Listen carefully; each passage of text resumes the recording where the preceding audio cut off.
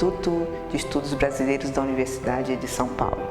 O IEB, como nós conhecemos, é constituído por um grande conjunto de acervos. A maior característica do IEB é ser um lugar de guarda do patrimônio cultural paulista e brasileiro.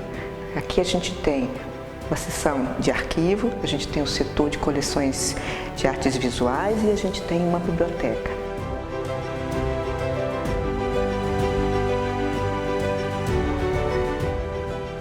O arquivo do IEB é especializado em acervos de pessoas.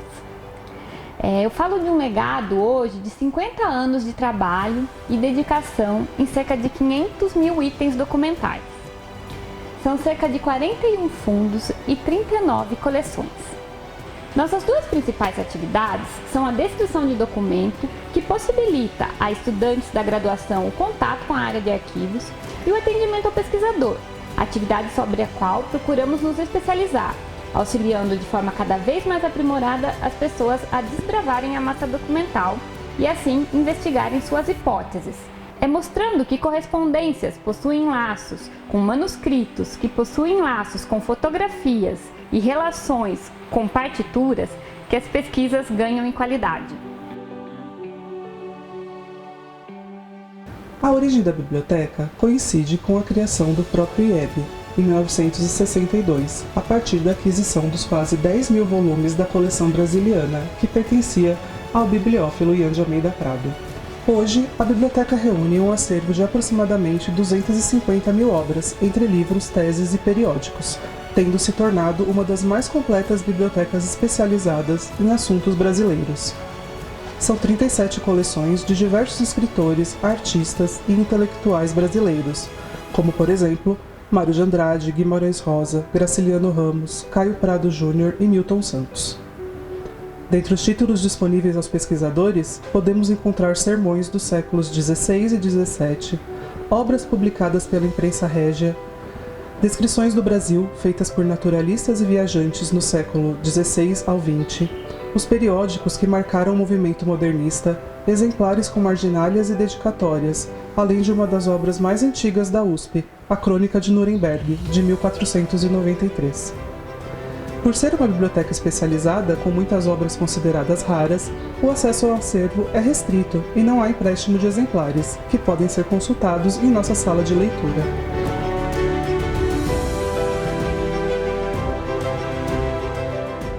A coleção de artes visuais, ela se iniciou com a coleção do Mário de Andrade. É uma incorporação bastante icônica, porque ela revela as várias facetas desse colecionador. Então, desde a arte do início do século XX, arte moderna do século XX, com objetos de religião, magia, música, dança, Revolução de 32, e isso acabou criando várias frentes de pesquisas que, por sua vez, fomentaram outras incorporações, como de Anita Malfatti, como uma grande coleção de gravuras. Nesse sentido, também teve uma incorporação de matriz de estilogravura bastante interessante para o Instituto. E tudo isso não se termina num ciclo institucional, mas ele está completamente disponível para o público em geral, seja por visitas agendadas, por exposições e outras formas que forem apresentadas a nós para divulgar esse acervo da melhor maneira possível. O IEB oferece disciplinas optativas para os cursos de graduação da universidade como um todo. Alunos e alunas dos mais diversos cursos são aqui recebidos.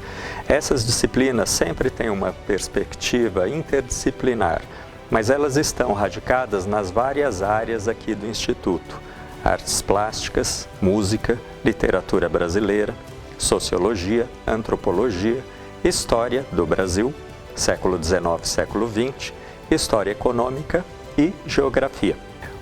O IEB, Instituto de Estudos Brasileiros, possui há 10 anos um programa de pós-graduação intitulado Culturas e Identidades Brasileiras. Ele foi fundado com o objetivo de explorar duas vertentes que estão dadas aqui no IEB. Um corpo de orientadores com formação diversa, portanto, podem trabalhar interdisciplinarmente, e um acervo artístico, documental e bibliográfico que pode ser explorado nas pesquisas, especialmente no que eles têm de original. Assim, o nosso programa é um programa que tem como resultado mestrandos que se formam em pesquisas originais. O IEB tem uma série de publicações que já remonta à década de 1960. Em 65, o IEB editou seus primeiros livros. Em 66, o IEB começa a sua revista, que ainda funciona, é uma publicação bastante procurada também. Temos ainda uma coleção que chamamos de Cadernos do IEB, e temos de publicação periódica o Informe IEB, que este é sempre no formato exclusivamente digital.